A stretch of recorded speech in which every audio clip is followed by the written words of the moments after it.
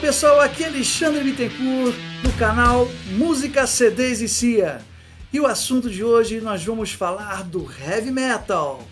É isso aí, o Top 10 dos discos de Heavy Metal ao vivo mais importantes da história do Heavy Metal. E quais são os critérios adotados para categorizar isso aí? Bom, em primeiro lugar, obviamente, a popularidade da banda ou do artista é essencial, né? A popularidade no sentido da influência que esses artistas causaram, né? Em outros artistas que vieram depois, né? O impacto desse trabalho na indústria fonográfica, em termos de vendagem, né? E o impacto até na carreira da própria banda ou artista. Outro critério de classificação da lista é o ano de lançamento da obra. Vamos conferir? Vamos nessa! E na posição número 10, Ozzy Osbourne Tribute to Randy Rhoads, 1987. Eu tenho aqui comigo, na minha mão, né, o relançamento do disco Ozzy Tribute, remasterizado. Tem a foto aqui, inclusive, do Randy Rhoads na capa. É um disco muito legal. Para quem gosta do Randy Rhoads, o trabalho dele, aquele solo maravilhoso da Mr. Crowley, outros solos maravilhosos também, como do Crazy Train, I Don't Know. Esse disco aqui é fantástico. Existe uma história, de certa forma, polêmica em torno do lançamento desse disco em 1987. Ele, na verdade, era para ter sido lançado em 1982, e não com o nome de Tribute, obviamente, porque o Randy Rhoads era vivo na época, mas sim com o nome de Speak of the Devil. Pois é, o famoso álbum do Ozzy, Speak of the Devil. O Speak of the Devil, na verdade, foi um trabalho que a gravadora do Ozzy exigiu que o Ozzy fizesse com músicas somente do Black Sabbath. Isso provocou uma revolta aos integrantes da banda do Ozzy, né? Randy Rhoads, Rudy Sarzo, que era o baixista, Tommy Aldridge, que era o baterista, porque achavam que eles deveriam tocar as músicas de seus álbuns, né? Tinha-se o Diary of a Madman e tinha-se o anterior, Blizzard of Oz. Então isso fez com que a banda se revoltasse e se recusassem a fazer a turnê para gravar esse disco, né? Depois de algumas brigas, inclusive discussões do Ozzy com o Randy Rhoads, né? Discussões que ele lamentou bastante, tempos depois até da sua morte, fizeram com que eles mudassem de ideia e partissem para a turnê. Só que algumas semanas antes do álbum da turnê começar, o Randy Rhoads sofreu um acidente de avião e faleceu. O Ozzy ficou super afetado com isso aí, né? Muito abalado, quer dizer. E ele não participou dos ensaios da banda. Chamaram o guitarrista Brad Gillis, do Night Rangers, para tomar o lugar do Randy Rhoads, né? Isso foi um desconforto muito grande também para o restante da banda, mas por questões contratuais tiveram que aceitar e começaram o ensaio. E como eu falei, o Ozzy não participou de um ensaio sequer, né? Outro constrangimento bastante grande para os outros integrantes da banda, inclusive para o Brad Gillis, que estava chegando ali naquele momento. Ele só apareceu às prévias do show, só para fazer a passagem de som, né? E fizeram a turnê. Foi uma turnê um pouco conturbada. O Ozzy, por exemplo, nem lembrava muito das letras das músicas, se apresentou em alguns momentos sentado com papel na mão para cantar as músicas, enfim. Não foi uma coisa que, no final das contas, como trabalho final, agradou nem ao próprio Ozzy e nem à banda. Inclusive, o lançamento desse disco fez com que a banda, até então com Ronnie James Dio nos vocais, Black Sabbath, lançasse o seu primeiro disco ao vivo oficial, que foi o Live Evil. E como forma de se reconciliar, de tentar retratar, né, o que aconteceu e homenagear o seu grande amigo Randy Rhoads, ele resolveu lançar esse disco de tributo, né, com um material ao vivo de como deveria ter sido na época que foi gravado o Speak of the Devil.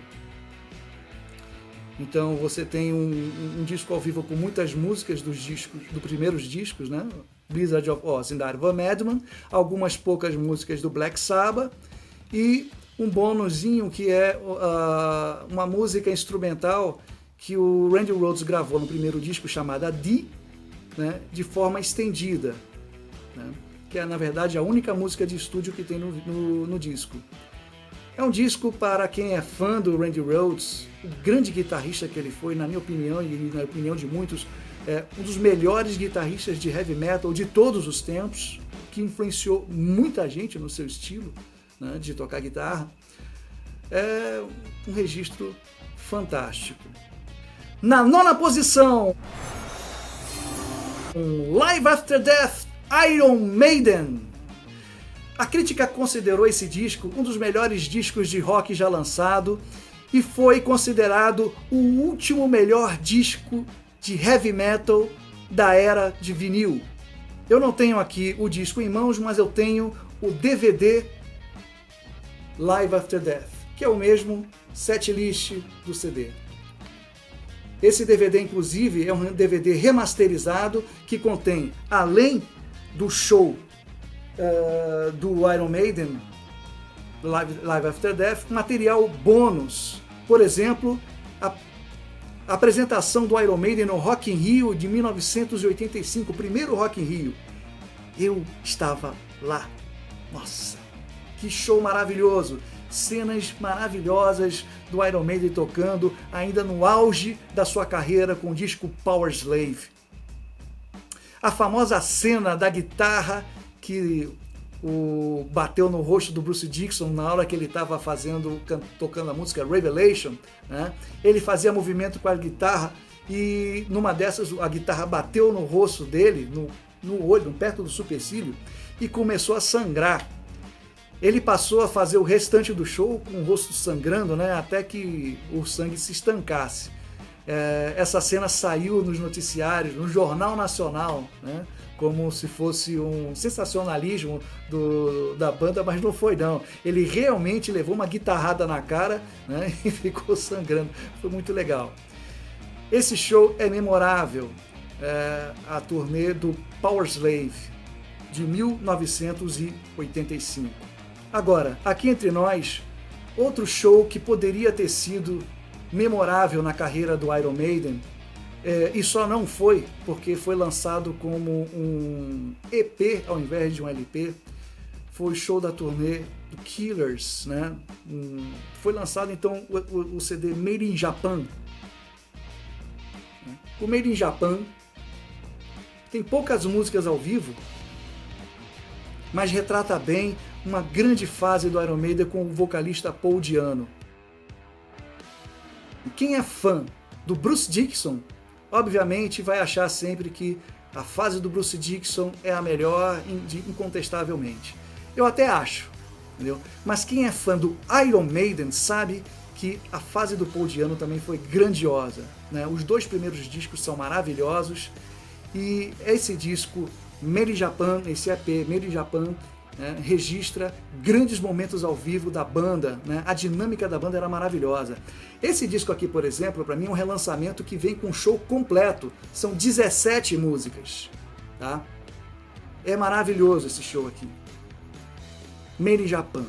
Não tá no top 10, mas fiz questão de mostrar para vocês, de comentar com vocês que é um show que merece ser verificado quando tiver a oportunidade. Na 8ª posição, Black Sabbath, Live Evil. Esse disco é fantástico. É o primeiro disco oficial do Black Sabbath, com Ronnie James Dio nos vocais. O disco de 1983. 2. Muitos pensam que o disco Live at Last é o primeiro disco do Black Sabbath ao vivo oficial, de 1980. Mas na verdade o que acontece é que esse disco foi lançado na época por um ex-empresário do Black Sabbath que lançou o disco de forma não autorizada pela banda, simplesmente por possuir os direitos de gravação do disco. Então, quando o disco foi lançado de forma não oficial. Tá? O disco também torceu o nariz dos integrantes da banda porque não tinham as músicas que eles queriam que fizessem parte do setlist do disco. Em 2010, a banda resolveu liberar o lançamento desse disco como parte de seu catálogo oficial. A importância do disco Live Evil na carreira do Black Sabbath é porque reacendeu a carreira do grupo, né, que estava em decadência. Inclusive, os músicos passavam por uma dificuldade financeira muito grande. Esse disco foi lançado na mesma época que o Speak of the Devil, do Ozzy Osbourne, que estava competindo, inclusive, com a questão da popularidade. O disco veio na hora certa. Foi um sucesso tremendo na carreira do Black Sabbath. Na 7ª posição, Motorhead. No Sleep Till Hammersmith. Esse é o disco.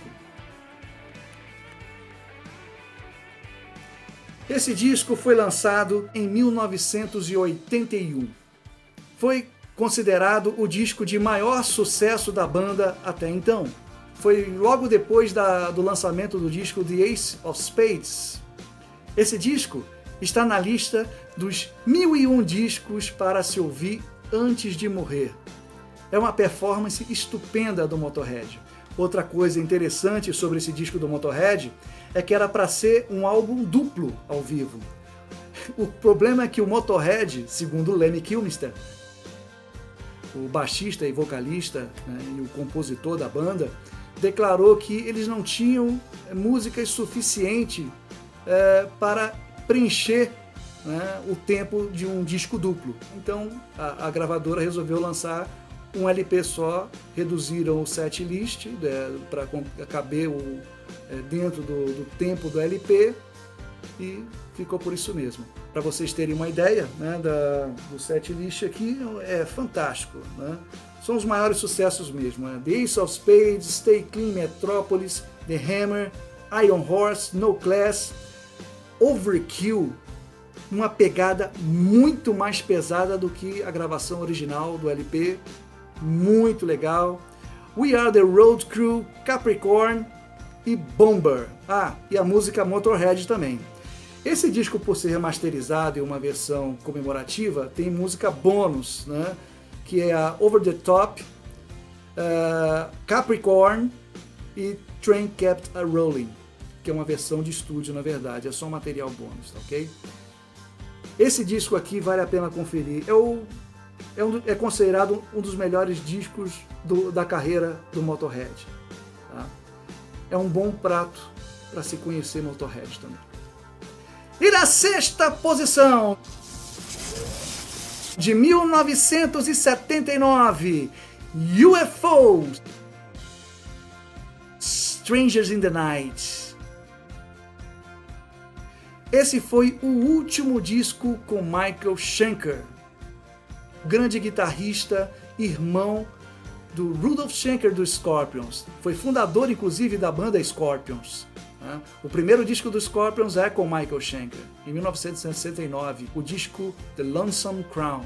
A crítica e os fãs consideram esse disco um dos melhores discos de rock, heavy metal, de todos os tempos. E de fato é um disco maravilhoso. O Steve Harris, do Iron Maiden, considera o disco que ele mais gosta de rock e heavy metal ao vivo, que ele já ouviu. E é uma das bandas que ele também mais gosta, que mais influenciaram sua carreira. Basta dizer que os últimos shows do Iron Maiden começa com uma introdução colocando a música Doctor Doctor do UFO antes deles entrarem no palco. Steve Harris achou que isso seria uma forma de não só homenagear uma banda que ele considerava que deveria ter um mérito muito maior, né, do que tiveram, mas também achou espetacular a ver a reação do público, né, ouvindo se tocar a música Doctor Doctor, né, e uma maneira de eles se prepararem para entrar com tudo dentro do palco. Que coisa interessante, né? Esse disco do UFO possui grandes clássicos da banda no seu setlist. Eu vou ler alguns aqui para vocês. Hot and Ready, Cherry, Let It Roll, Love to Love, Natural Thing, Out in the Streets, Only You Can Rock Me, Mother Mary, The Kids, Doctor Doctor, I'm Loser, Lights Out, Rock Bottom, Too Hot to Handle e Shoot Shoot. Na versão remasterizada ainda tem um bônus, que são as músicas Hot and Ready e Cherry. É um disco que tem que ser conferido, realmente maravilhoso, na voz do grande vocalista Phil Moog. Na posição número 5, também de 1979, Judas Priest, Unleashed in the East. Esse disco é um disco de maior sucesso da banda. Sucedeu ao disco Hellbent the Letter. O Judas Priest tinha lançado pelo menos uns 5 ou 6 discos já até finalmente lançar esse primeiro disco ao vivo. Existe uma grande controvérsia em torno desse disco. Ele é considerado também um disco falso ao vivo, né, por conta de acharem que os vocais e o instrumental estava perfeito demais, né, na gravação desse disco. O fato é que Rob Halford declarou que houve de fato uma correção feita nesse disco na edição em estúdio, porque os vocais dele haviam sido prejudicados na gravação original, né, foram mantidos os instrumentais originais, mas a voz foi editada. É uma pena ter acontecido isso estraga um pouco do brilho, né, do disco, mas não deixa de ser importante esse disco na carreira do Judas Priest, pois foi, como eu falei para vocês, o disco de maior venda da carreira da banda. Inclusive, a Recording Industry Association of America considera esse disco um dos melhores discos de heavy metal de todos os tempos, inclusive cedendo um disco de platina a esse disco.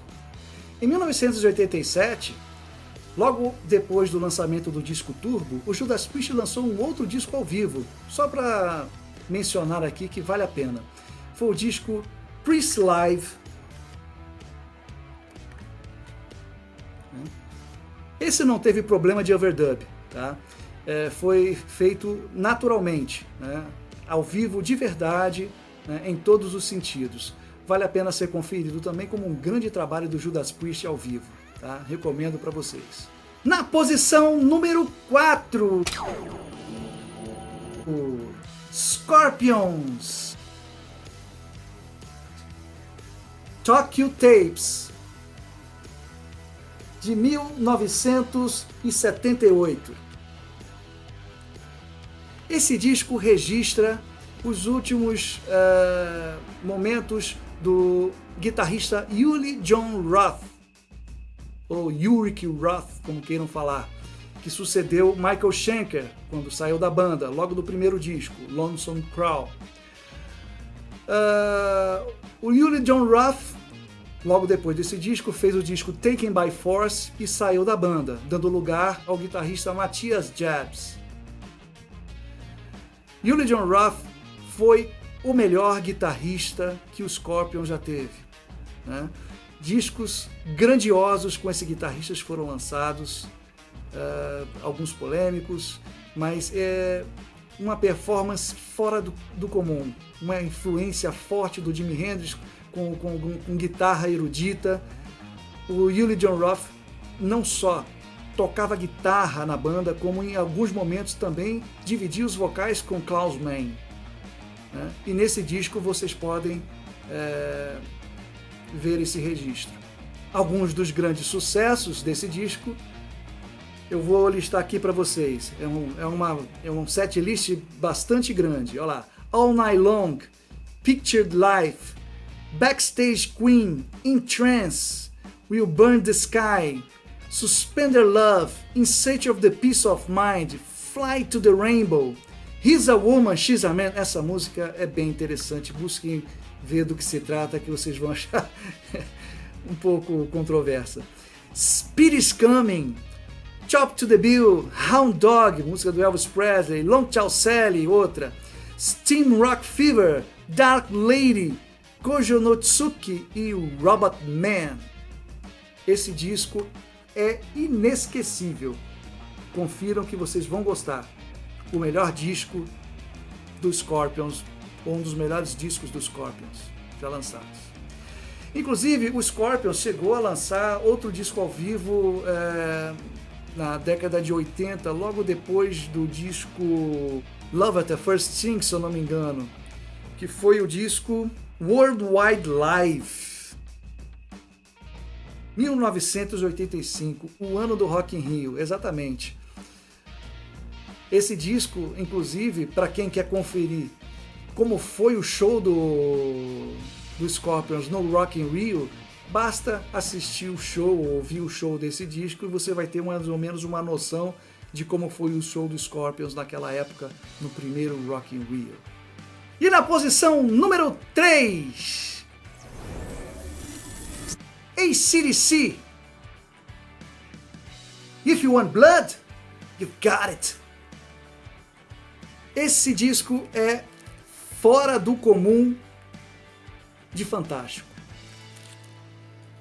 Depois de 5 discos lançados, logo depois do Power Age, eles lançaram esse disco e foi considerado, né, um disco dos maiores discos de sucesso ao vivo de todos os tempos, no top 50, né, das paradas de sucesso.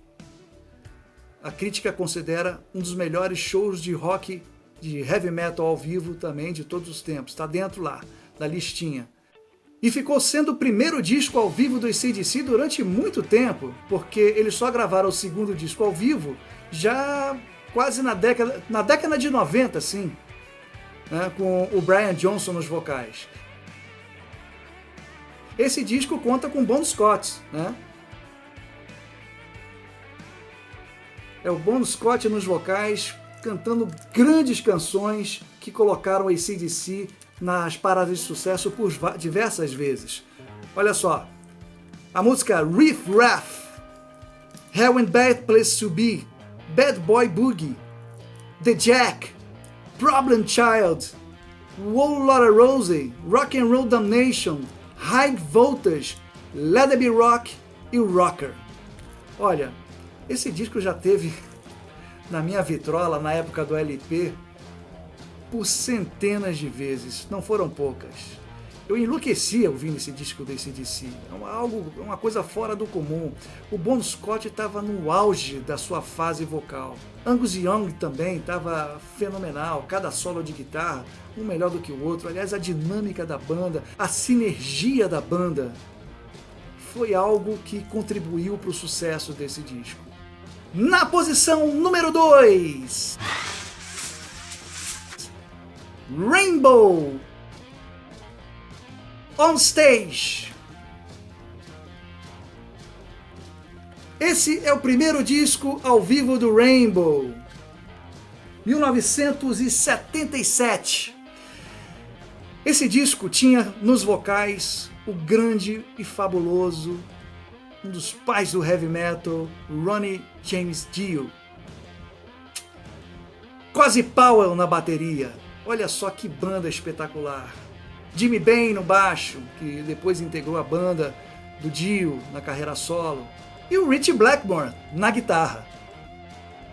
Esse disco reúne apresentações da banda em Tóquio e na Alemanha em 1976.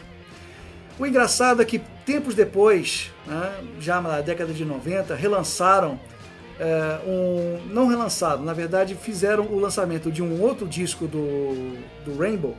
O nome é Live in Germany, 1976. Esse disco aqui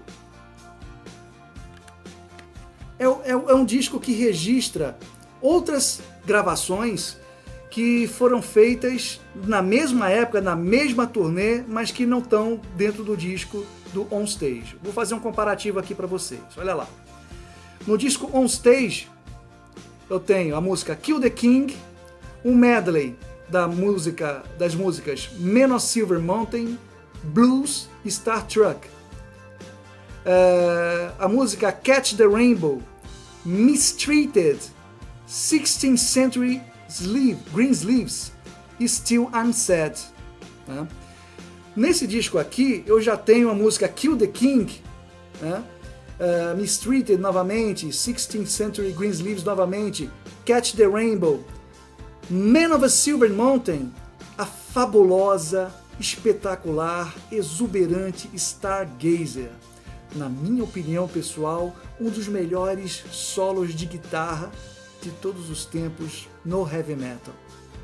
Um solo de guitarra e de certa forma inovador. Rich Blackmore foi um dos precursores do solo de guitarra de heavy metal com slide guitar.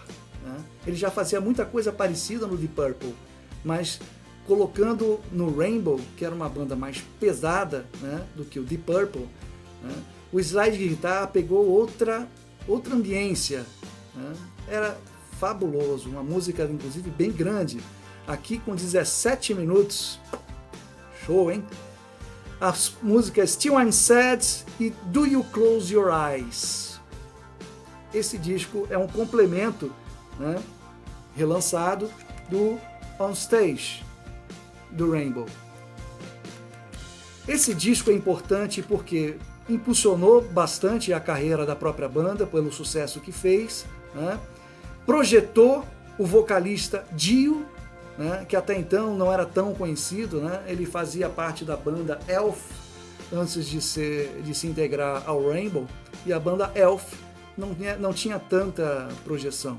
Portanto, esse disco, sem sombra de dúvidas, além da importância dentro do contexto dos músicos que integraram a banda, ainda também influenciou muitos músicos que vieram depois. O próprio Yngwie Malmsteen tem muita influência da guitarra do Rich Blackmore e coloca o Rainbow assim como o Deep Purple, como uma das suas bandas preferidas. E em primeiro lugar, 1975, após lançar os seus 3 primeiros álbuns de estúdio, o Kiss, depois Hotter Than Hell e Dressed to Kill, o disco Alive. Kiss Alive, um disco duplo, fora de série. Vou contar um pouquinho da história desse disco. Primeiro, começando pelo título do disco, Alive. Foi uma homenagem do Kiss a uma das bandas das quais influenciaram bastante a banda Kiss, chamada Slade. O disco Slade Alive, que é esse aqui, esse vermelhinho aqui. O Slade é uma grande banda de rock and roll britânica, Esse disco aqui, o Slade Alive 2, também é outro disco fantástico. É uma banda que fez sucesso com a música Come On Feel the Noise, que foi depois regravada pelo Quiet Riot. Deem uma olhada nesses 2 discos. Aliás, se quiserem conhecer o Slade, esses 2 discos aqui são os melhores discos para vocês conhecerem essa banda. Bom, o que aconteceu? Depois de terem lançado os 3 primeiros discos, na ordem que eu falei para vocês, o Kiss, depois o Hotter Than Hell e depois o Dressed to Kill, a gravadora Casablanca se encontrava numa situação financeira bastante precária. E esses discos não foram lá essas grandes coisas, em termos de vendagem. A gravadora estava quase pedindo arrego. quando finalmente o CEO da gravadora teve a ideia de colocar o Kiss na estrada, numa turnê, e lançar um álbum duplo. O grande problema é que esse CEO da Casa Blanca não tinha dinheiro para botar o Kiss na estrada para fazer a turnê. Sabe quem bancou essa turnê? O empresário do Kiss, né? O cara bancou do próprio bolso e os Kiss foram para a estrada e, por sorte, fizeram um sucesso estrondoso, né? O Paul Stanley declarava que ficava intrigado porque o Kiss ao vivo, né, ele tinha muito mais impacto sobre o público do que os seus discos anteriores. E ele não entendia o porquê, mas ele achava que eles conseguiam passar ao vivo tudo aquilo o que eles representavam em termos de música para a banda. E realmente deu certo, foi um sucesso tremendo, né? Um dos discos mais importantes e um marco na história da música ao vivo do heavy metal e do rock and roll. Por quê? Porque eles mudaram a forma de se fazer show ao vivo, né? Com aquelas encenações, da mesma forma que o Alice Cooper fazia, mas o Kiss, eles eram mais espalhafatosos, né? Tinha muita pirotecnia, né? Com o Gene Simmons jogando fogo pela boca, jorrando sangue, né? Aquela bateria do Peter Criss que ficava bem no alto, né? Um palco extenso, gigantesco, né? Era uma forma diferente, né? Impressionante, né? Dos fãs curtirem o som do Kiss. Não é difícil de se dizer que o Kiss realmente, em termos de se tocar ao vivo, é uma das bandas mais impressionantes, porque o show deles não é só música, né? O show deles é o espetáculo que a banda proporciona aos fãs, né? Com envolvimento, né? Com aquela coisa cênica de todos eles, né? O Ace Frehley tocando guitarra, saindo fogo da guitarra, os solos de bateria do Peter Criss, a questão de todos na banda cantarem, né? E terem uma participação de fato ativa, além de ficarem só tocando, né? Era de fato uma banda diferente. Inclusive, alguns anos depois, em 1975, o Kiss repetiu a dose em termos de sucesso, né? Eu não estou colocando esse disco aqui no Top 10, mas vale a pena ser mencionado, o Kiss Alive 2. É 1977, Alexandre Bittencourt. Né? Nessa altura do campeonato, o Kiss já tinha